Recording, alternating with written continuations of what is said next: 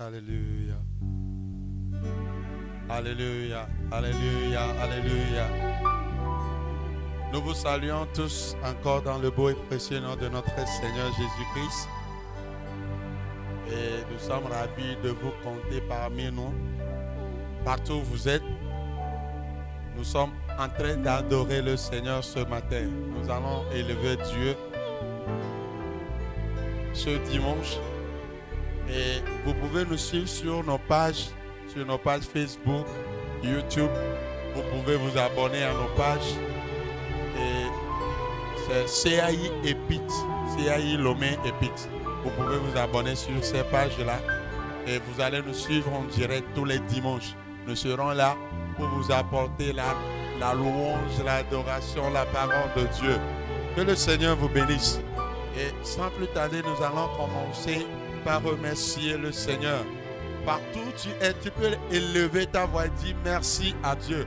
Parce qu'il est le seul qui t'a donné la vie, le seul qui t'a donné la santé, le seul qui t'a donné tout dans ce monde. Parce que la Bible nous fait savoir que tout ce que nous avons, c'est lui qui nous l'a donné. La santé que tu as, c'est Jésus qui t'a donné cela. La vie que tu as, c'est le Seigneur Jésus qui l'a donné. La protection, c'est le Seigneur Jésus qui l'a donné. Lève ta voix et dis merci au Seigneur. Lève ta voix et dis merci au Seigneur. Merci Papa, merci Seigneur. Merci Seigneur, merci Seigneur. Merci Seigneur. Merci Seigneur. Merci Seigneur. Merci, nous te sommes reconnaissants Père éternel. Merci pour les grandes choses que tu ne cesses de faire dans nos vies. Merci Seigneur, merci, merci, merci. Merci à toi Seigneur. Merci à toi Jésus.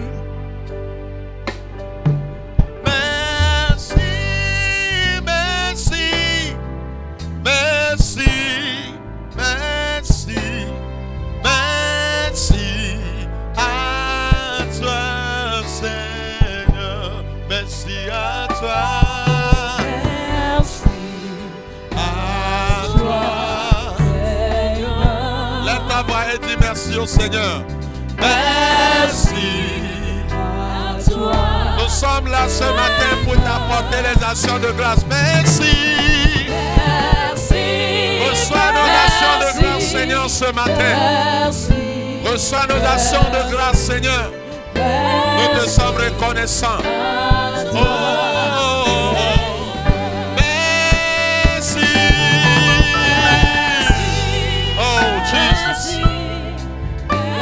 Merci Seigneur, merci Seigneur, merci Seigneur. Tu es le seul digne de remerciement, tu es le seul digne de remerciement. Merci, merci, merci, merci.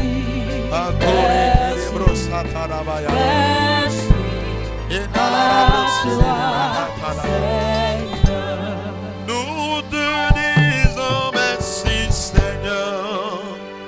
Merci Seigneur. Nous te disons merci Seigneur. Jésus. Merci Seigneur.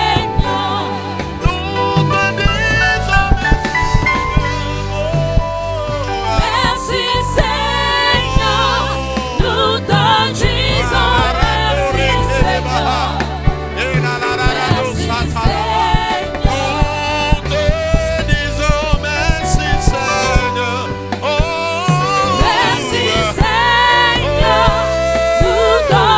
disons merci Seigneur. Nous te disons merci Seigneur. Seigneur, nous voulons te dire merci ce matin. Merci parce que tu as été avec nous. Merci parce que tu es toujours avec nous. Merci parce que tu resteras avec nous d'éternité en éternité. Merci. Saint-Esprit de Dieu, viens prendre la place. Nous t'invitons au milieu de nous. Viens siéger dans les louanges, dans les adorations, dans le message. Seigneur, nous voulons te sentir, nous voulons sentir ta présence. Nous voulons être édifiés. Nous voulons être édifier une fois encore dans ton esprit. Merci parce que Seigneur, tu es avec nous et tu feras des grandes choses au milieu de nous pour la gloire de ton nom. Amen. Amen. Amen. Nous allons louer le Seigneur. Allons-y.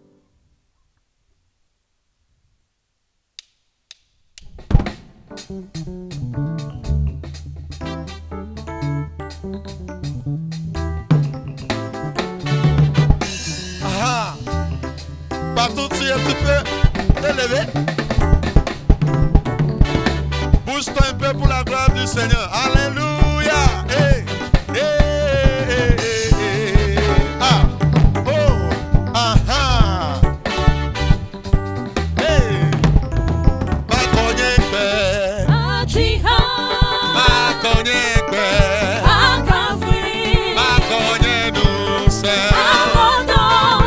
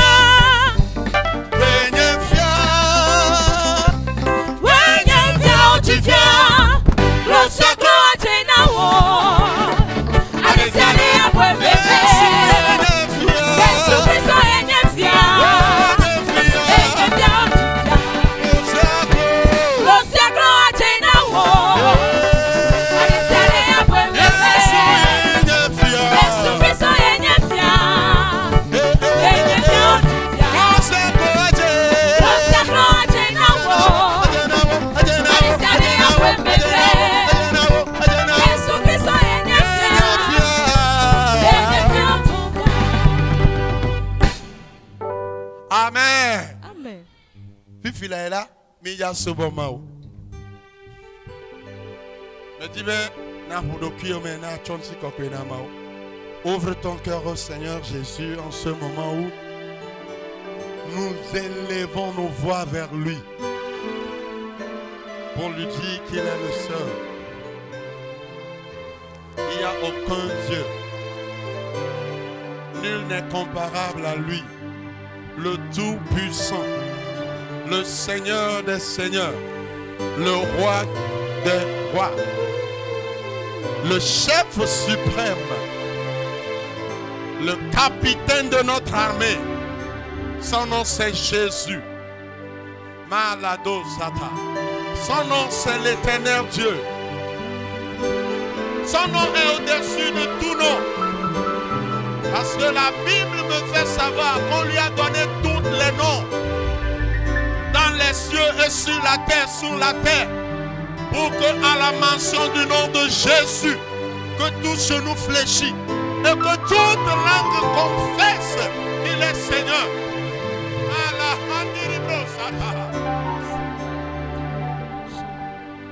Glosia Clo Adjene Adesia de Abwemebe Yesu Eya Yenye Glosia Clo Glosia Clo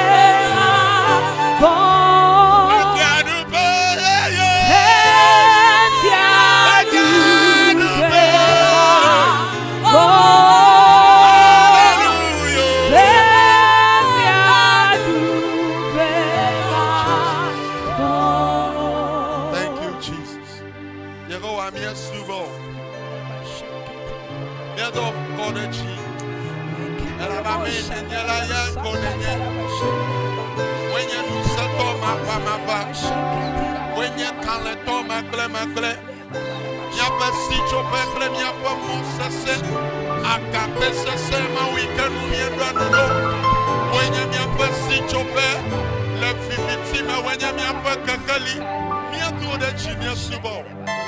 Oti kokwe club buna. Na Yesu Kristo pen kome. Buna oda. Buna oda. Buna oda. Gloire à Dieu. Nous bénissons le nom de notre Seigneur ce matin pour cette opportunité qu'il nous offre d'être ensemble pour partager l'excellente parole du Seigneur avec vous. Nous vous saluons, bien-aimés, vous qui êtes à l'écoute. Que le Seigneur vous bénisse et qu'il bénisse ce moment de partage. Prions. Notre Père et notre Dieu, nous bénissons ton nom, nous te rendons gloire parce que tu es Seigneur. Merci pour ce temps merveilleux que tu nous donnes encore. Merci pour ce moment béni, ce moment où nous allons partager ta parole avec tes enfants, avec ton peuple, avec Seigneur mon Dieu, quelqu'un qui est à l'écoute en ce moment. Nous prions que tu bénisses ce moment, tu ouvres les entendements et que Père, cette parole puisse relever quelqu'un, puisse fortifier quelqu'un, puisse restaurer quelqu'un, puisse ouvrir les yeux à quelqu'un afin que nous puissions continuer la marche. Fortifie-nous dans ta grâce au nom du Seigneur Jésus. Bien-aimés dans le Seigneur, encore une fois, soyez bénis. Et nous sommes là pour partager la parole de Dieu avec vous. Et ce matin, je voudrais qu'on poursuive le message sur l'enseignement que nous avions commencé le dimanche passé et qui a pour thème comment tenir ferme face aux ruses du diable. C'était l'enseignement que nous avions commencé. Et ce matin, l'Esprit nous permet de continuer et terminer. Nous avions commencé par dire que l'ennemi utilise toujours des ruses comme une arme contre les enfants de Dieu que nous sommes. Et c'est les ruses qu'il a utilisées pour terrasser, sinon pour faire chuter Adam et Ève. Et c'est cette même ruse qu'il a utilisée contre notre Seigneur Jésus-Christ. Mais grâce soit rendue à Dieu parce que Christ l'a vaincu. Et là, si le diable a utilisé les ruses contre Jésus notre Seigneur, il ne va pas nous épargner, nous qui suivons Jésus. Il va toujours vouloir utiliser, et il utilise contre nous pour nous séparer de notre Dieu. Alors, comment Jésus a pu vaincre ces ruses du diable? C'est ce que nous sommes en train d'explorer, parce que si ce que Jésus a fait pour pouvoir sortir victorieux, c'est ce que nous devons chercher à faire afin de sortir victorieux dans ces moments où l'ennemi a accru ses ruses contre nous. N'oubliez pas, nous avons dit que l'objectif réel pour lequel l'ennemi utilise les ruses contre les enfants de Dieu, c'est pour nous séparer de Dieu. C'est pour nous faire rater les promesses de Dieu.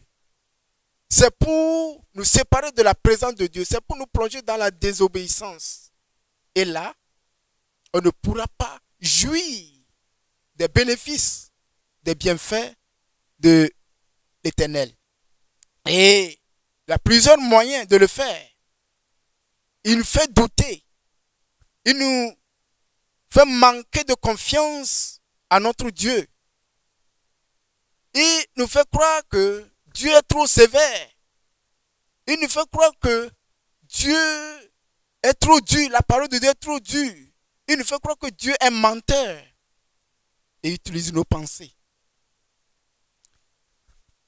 Alors, comment Jésus a pu vaincre? C'est ce que nous devons explorer et apprendre des choses pour notre propre vie.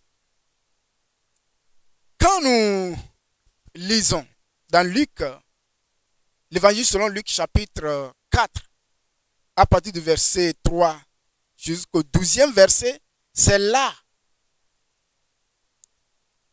Il y a eu un dialogue entre Jésus et le diable, Satan, qui est venu avec ses ruses, tout comme il était allé dans le jardin d'Éden auprès d'Adam et Ève. Il est venu de la même manière auprès de Jésus. Et il a commencé par parler. Je voudrais que nous retenions quelque chose. Dans la rubrique « Comment tenir ferme face à ces ruses », nous avons déjà vu plusieurs points. Et comme ensuite aujourd'hui, je voudrais que chacun d'entre nous, si nous voulons réellement tenir ferme, résister face aux ruses de l'ennemi, nous devons absolument éviter le syncrétisme. En tant que chrétiens, nous devons éviter le syncrétisme. C'est quoi le syncrétisme? C'est juste un mélange. Quand on parle de syncrétisme, on parle de mélange de quelque chose. Vous voyez, quand nous lisons 2 Corinthiens chapitre 6, le verset 14, là, l'apôtre Paul nous dit ceci. Ne vous mettez pas avec les infidèles sous un joug étranger. Car quel rapport y a-t-il entre la justice et l'iniquité? Ou qu'y a-t-il de commun entre la lumière et les ténèbres? Je disais que le syncrétisme, c'est un mélange. C'est-à-dire un peu de foi chrétienne, un peu de pratique idolâtre, un peu de lumière, un peu de ténèbres. Comme on le dit souvent, un pied dedans, un pied dehors. Quand vous observez ce passage de Luc, ce dialogue entre Jésus et le diable, souvent on a l'habitude de dire que Satan a utilisé la parole de Dieu. Satan connaît la parole de Dieu. Oui, mais quand vous analysez, vous allez voir que il y a eu un mélange. Satan a parlé plus que Jésus. Dans ce passage de 10 versets, 7 versets rapportent les paroles de Satan. C'est-à-dire des propos que Satan a tenus. Et seulement 3 versets rapportent ce que Jésus a dit. Ce qui veut dire que Satan a parlé un peu de la parole de Dieu, mais il amenait ses propres paroles. Quand vous analysez bien. Mais quant à Jésus, il ne citait rien que la parole de Dieu. Il est écrit. Il ne mélangeait rien. Mais le diable, il mélange. Par exemple, quand il dit, prosterne-toi et je vais te donner. Jette-toi. Il est écrit que quand tu te jettes, Dieu va envoyer ses anges pour te récupérer, pour que tu ne brises pas tes pieds. Mais c'est vrai, il est écrit que Dieu enverra ses anges pour protéger ses enfants, mais il n'a pas dit de le tenter. Il n'a pas dit de se jeter d'une montagne à la terre pour tenter Dieu. Mais Satan a jumelé les deux. Voici ce qui se passe de nos jours. Si nous voulons réellement marcher dans la victoire, bien-aimés dans le Seigneur, cessons de mélanger nos propres principes, nos propres connaissances à la parole de Dieu. Laissez la parole de Dieu authentique, pure, non diluée, diriger notre vie. C'est très important. Ce mélange de la parole de Dieu et de ses propres paroles, de ses propres volontés, c'est ce qu'on appelle le syncrétisme. Mais Jésus a vaincu le diable en citant la parole pure, non diluée de Dieu. Et c'est ce que nous devons faire quand nous sommes face à une situation. Proclamer, citer la parole authentique, pure de Dieu. Lorsque nous voulons prendre une décision, c'est ce que nous devons faire. Cherchons la parole authentique. Ne mélangeons pas nos pensées. C'est très important. Et si nous nous attelons à la parole de Dieu, pure, non diluée, quand Satan va le remarquer, que celui-là, c'est la parole de Dieu ou rien, il va s'éloigner de nous. Quand il y a une situation fâcheuse, quand il y a une provocation, avant de réagir, il faut s'assurer que ce que je vais dire, ce que je vais faire, la décision que je vais prendre, il faut s'assurer que cela soit en accord avec la parole de Dieu. Alléluia. Nous devons nous poser la question. Ce que je veux faire, ce que je veux dire, est-ce que c'est en accord avec la parole de Dieu? C'est très important. Ce jeune homme dans Matthieu 19, versets 20 à 22, qui avait le désir de rentrer dans le paradis, il demande à Jésus, qu'est-ce que je veux faire pour hériter le royaume des cieux? Vous voyez? Et quand Jésus lui a dit ce qu'il faut faire, il dit non, ça, je ne vole pas, je ne triche pas, je ne commets pas d'adultère, je suis bien. Et Jésus a dit, ok, là, il y a quelque chose que tu dois faire. Va vendre des choses, des possessions et suis-moi. Tu les vends, tu donnes aux pauvres et tu me suis.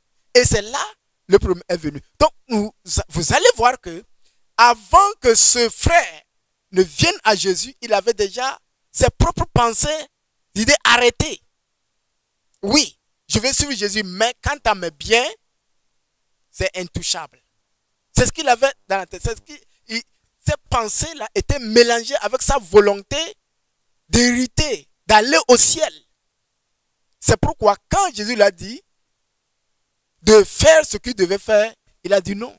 Quant à cela, non, non, non, non, non. Si nous voulons être des chrétiens victorieux, bien aimés, évitons le syncrétisme, le mélange. Un peu de ceci, un peu de ma volonté, un peu de mon orgueil, un peu la parole de Dieu. Évitons cela. Si nous voulons être à Christ, soyons à Christ. Tu ne peux pas être chrétien, enfant de Dieu, et participer encore aux cérémonies du village. Tu ne peux pas être enfant de Dieu et envoyer ses biens, son argent, pour aller faire cérémonie à ta place. Pour dire que toi-même, tu n'as pas participé, tu n'es pas allé en personne, mais ton argent est allé. C'est ça le syncrétisme. Et quand c'est comme ça, l'ennemi trouve facilement à faille. L'autre point que je voudrais mentionner, ce que nous devons faire pour que dans notre marche avec Christ, surtout dans ces derniers jours où l'ennemi devient de plus en plus farouche, il cherche notre échec, notre malheur, notre chute, qu'est-ce qu'il faut faire? Il faut que nous, les enfants de Dieu, nous puissions toujours donner gloire à Dieu pour nos succès et lui rendre grâce, même en temps de crise. Je dis bien, il faut toujours donner gloire à Dieu quand il y a le succès. Et il faut aussi rendre grâce à Dieu pendant les temps de crise. Deux choses très importantes ici. Souvent, quand Dieu nous fait une surprise agréable, Dieu nous donne une bénédiction, Dieu nous amène à expérimenter un succès, une réalisation. Nous avons constaté que, en ce moment, le chrétien manque de rendre la gloire à Dieu, manque de donner adéquatement gloire à Dieu.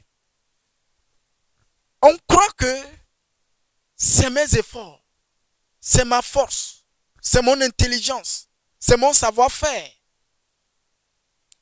Vous voyez, quand on ne rend pas gloire à Dieu pour nos succès, Satan va nous faire croire que c'est parce que je le mérite.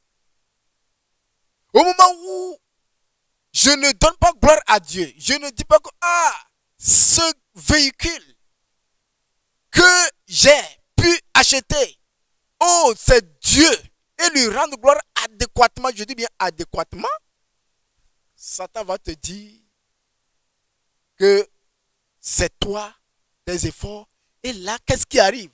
C'est l'orgueil. Alors que la Bible dit l'orgueil précède la chute. Quand l'orgueil gagne le cœur, la chute commence. Quand l'orgueil gagne le cœur, la méchanceté commence. L'avarice commence. Parce que tu diras, c'est à cause de mes efforts. Et quand l'orgueil rentre, tu auras de la peine à aider quelqu'un, à sortir, à prendre de ce que tu as en ce moment pour aider quelqu'un. Parce que tu vas dire, j'ai tant souffert. Parce qu'on te fait croire que c'est tes efforts. C'est pourquoi à chaque moment, tu réussis à un examen, tu réussis à un concours, tu arrives à réaliser quelque chose, tu arrives à acheter un terrain, tu arrives à acheter un véhicule, tu as fait quelque chose. Il faut donner toute la gloire à Dieu. Il faut reconnaître que Dieu, sans toi, je ne pouvais pas avoir ceci. 1 Corinthiens chapitre 4, verset 7. Paul dit, qu'est-ce que tu as et que tu n'as pas reçu? Lorsque nous donnons toute la gloire à Dieu, Satan s'éloigne de nous. Il n'a plus de faille. Il n'a plus d'occasion pour venir semer l'orgueil en nous. C'est très important. C'est très important de reconnaître la grâce de Dieu. C'est très important de savoir que si j'ai quelque chose, c'est Dieu qui me l'a donné. Et s'il me l'a donné, c'est pour l'utiliser comme lui, Dieu, il veut. Si je reconnais que c'est Dieu qui m'a donné et je lui rends gloire, je vais savoir que quand il m'a donné cela, ce n'est pas pour moi seul. C'est pour quelqu'un aussi qu'il va placer sur mon chemin. C'est très important. Alléluia. Et nous devons aussi apprendre à rendre grâce à Dieu pendant le temps de crise. Romains chapitre 8, verset 28 dit, toutes choses concourent au bien de ceux qui aiment Dieu. Quand nous remplissons avec ces vérités, même si je suis dans une situation difficile, dans un échec par exemple, je vais rendre gloire à Dieu. Parce que c'est en ce moment-là, Satan va venir pour dire que, mais, tu dis que ton Dieu est bon, non? Et regarde ta situation. Tu dis que ton Dieu guérit, non? Regarde, si Dieu guérissait vraiment, pourquoi il te laisse dans cette maladie? Pourquoi il te laisse dans cette dette?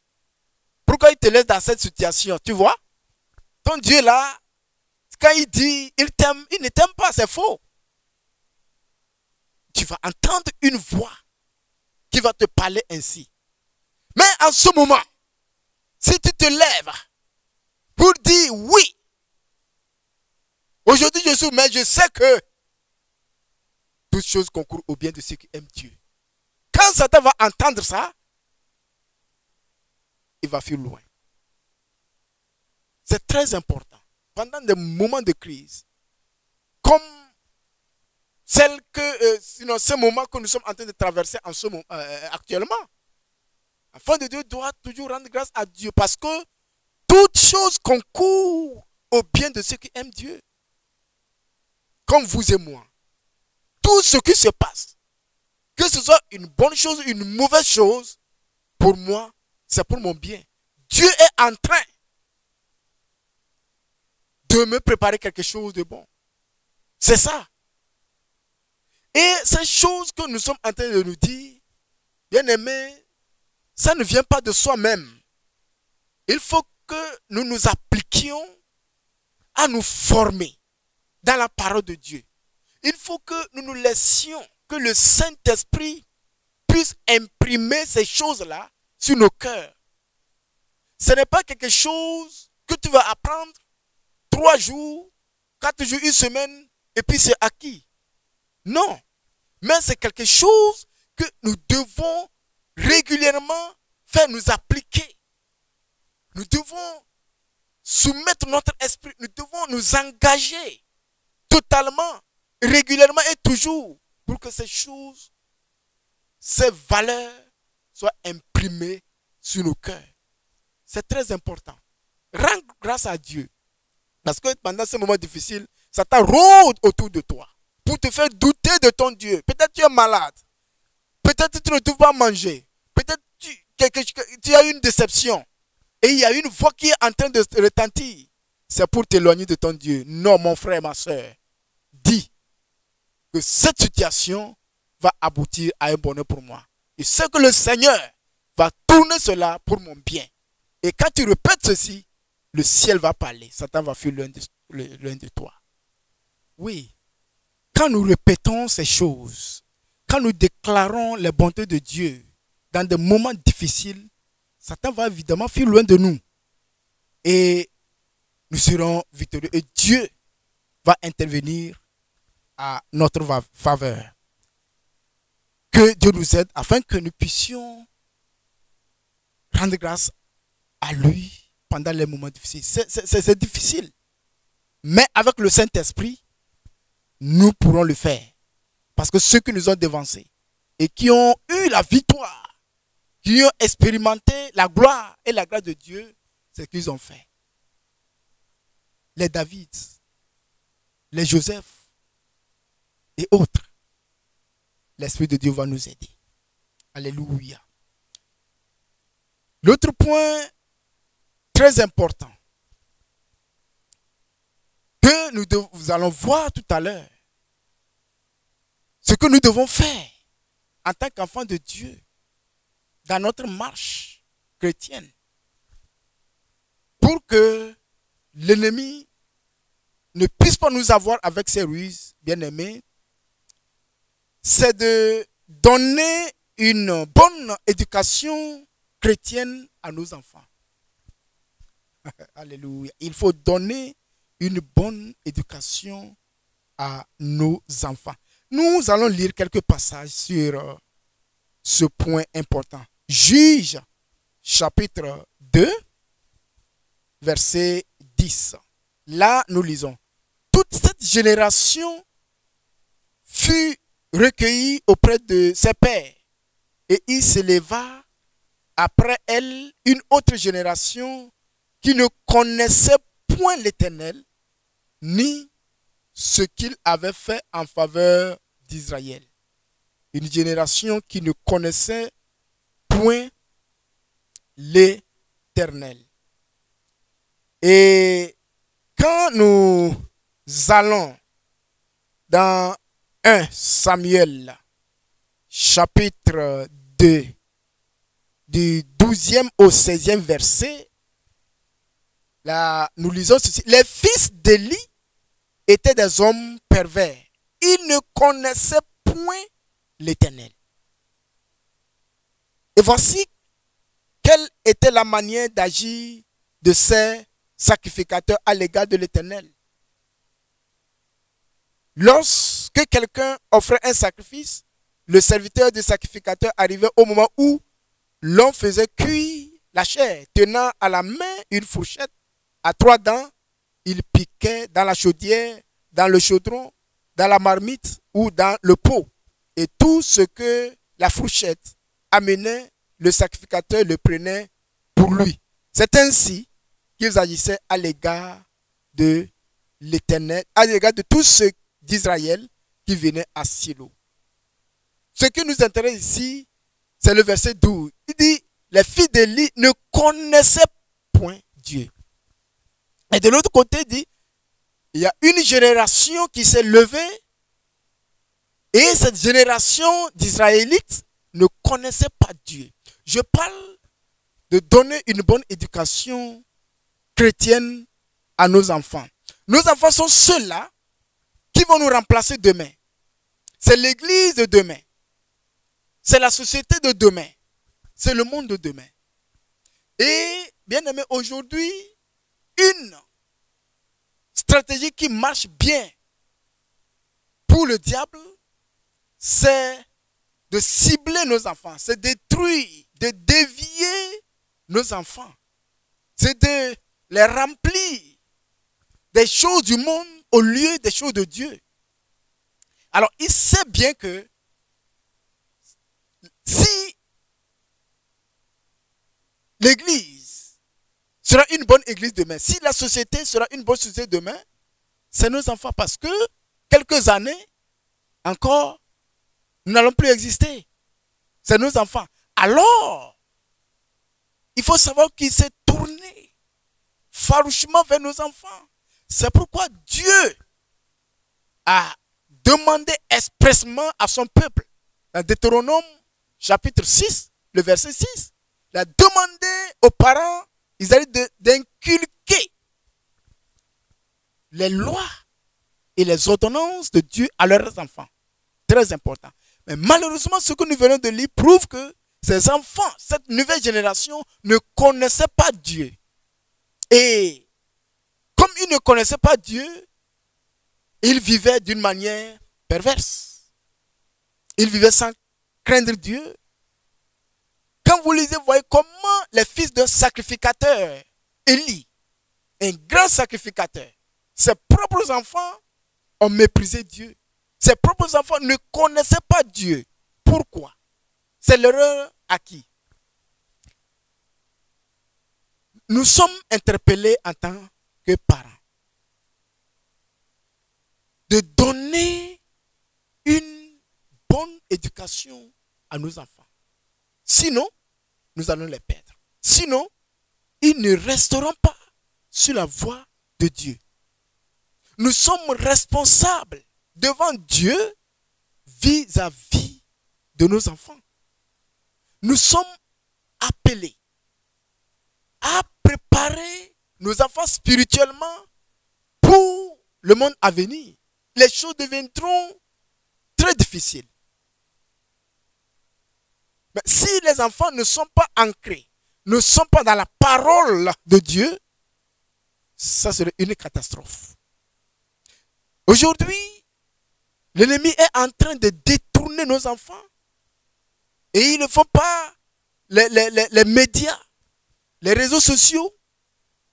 Et quelquefois même à l'école. Le monde a conçu des choses juste pour détacher nos enfants de Dieu. Alors, qui va les former? Qui va les aider? Qui va leur enseigner afin que, quand ils seront grands, qu'ils ne s'en détournent pas? C'est vous et moi. C'est très important. C'est vous et moi. Ayons du temps. Satan sait que s'il détruit ton enfant, tu perds la paix, tu perds le bonheur, tu perds la joie, tu perds la réputation. Et il a gagné. C'est une ruse.